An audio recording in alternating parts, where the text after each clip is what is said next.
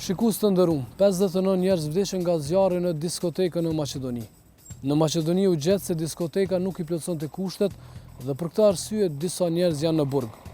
Në vitet e fundit, në Kosovë janë ndërtuar 10 diskoteka, klube nate, salla dasmash e vende ku grumbullohen shumë njerëz. Kemi gjurmuar në bazën ligjore të Kosovës për me kuptuar se cili institucion i mbikëqyr standardet e sigurisë për këto hapësira. Kam gjurmuar në disa ligje dhe kam kuptuar që institucioni kompetent për lëshimin e pëlqimeve për sigurinë ndaj zjarrit është Agjencia e Menaxhimit të Emergjencave, e cila është në kuadër të Ministrisë së Punëve të Brendshme. Në këtë institucion punojnë disa zyrtarë dhe unë për disa ditë kam kërkuar që ata me dalë para kamerës me na dhënë një intervistë për zbatimin e ligjit, por askush nuk ka pranuar me dalë para kamerës. Krejt zyrtarët kanë hezituar me dhënë intervistë e arsyeja është shumë e dukshme. Pas një insistimi të madh nga ana jon, kemi marrë një përgjigje me email. Në të thuhet qartë se institucioni që e kemi prapa nesh nuk ka lëshuar asnjë pëlqim në 2 vitet e fundit për klube nate ose diskoteka. Po e lexoj qartë se çka na ka kthy AME-ja në pyetjet tona. Sa i përket pëlqimeve të cilat jepen nga AME në dokumentacionin investivo-teknik, unë deri me tani për 2 vite të punësime në këtë pozitë nuk kam pranuar asnjë kërkesë për pëlqim për diskotek apo klub nate, ndërsa për të kaluarën nuk kam informata.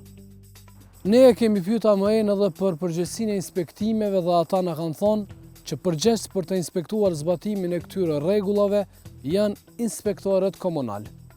Ligji në Kosovë parashet që diskotekat të angazhojnë ekspertë të certifikuar për të vlerësuar rrezikun ndaj zjarrit, por edhe në këtë pikë konstatohet se diskotekat dhe lokalet nuk i zbatojnë standardet. Të 10 vite parafërsisht që punojmë me sigurinë e shtetit në punë, t'ju them të drejtën, asnjë kompani apo asnjë lokal nate apo asnjë sallë dasmës nuk është vizituar nga ana jonë. Pse nuk është vizitu? Sepse nuk e ka neve na prin vizitat tona na prin dikush. Kush na prin? Na prin ligji. Na prin kontrollat shtetërore, na prin inspektoriati. Dhe këtu të lënë me kuptu që këto salla apo këto klube nate nuk kanë kontroll. Paraprakisht secila sigurisht ka licencë, mund të ketë pa licencë. Nëse një lokal nate ka një licencë, licenca e ka kushtet e veta. Sigurisht në licencë, një prej kushteve për të ekzistuar një lokal nate, është edhe siguria në punë, sa janë marrë masat brenda atij lokali. Edhe kjo tash na shtyn neve të marrim masat e duhura. Çka janë masat e duhura? Të gjitha lokalet ku janë në Kosovë, si të natës, po ato të dasmave, të shkojnë të kontrollohen kushtet e sigurisë në punë. Në këtë rast nuk ka vetëm siguria në punë, por është siguri kolektive. Po këtu kemi me katastrofë me shifrat e mëdha. Edhe kush farë masash nuk merren. Ju mund të pyetni cilat janë masat, po masat një klub natë duhet i ketë masat e veta, mbi të gjitha emergjencë, daljet emergjence. Se këtu, kush është faktori, nëse pyesim pse ka ndodhur, pse mund ndodh? Faktori njeri. Pse faktori njeri nuk i ka marrë masat e duhura, ose instalimet janë të parregullta, pa kontrolluara, ato instalimet elektrike apo siç kanë ato kabllot, apo daljet emergjente. Duhet i plotësoj kushtet në rast se duhet parashitet që mund ndodh një avari.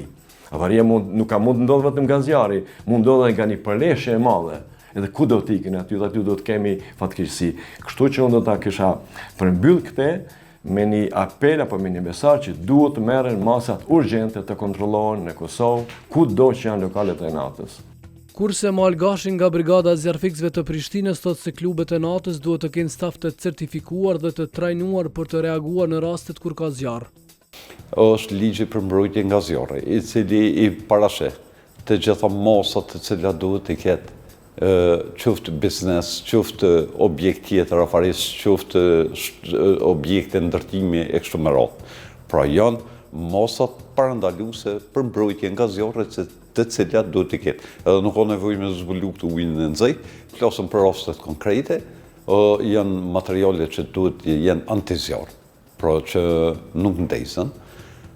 Tjetër që duhet të ketë daljet emergjente që duhet, edhe dyert duhet të jenë antizjarr, edhe dyert duhet të jenë tamam derë për emergjenca, jo derë plastike, cila mund të shkrihet, mund të dredhohet nga temperatura e kështu me radhë.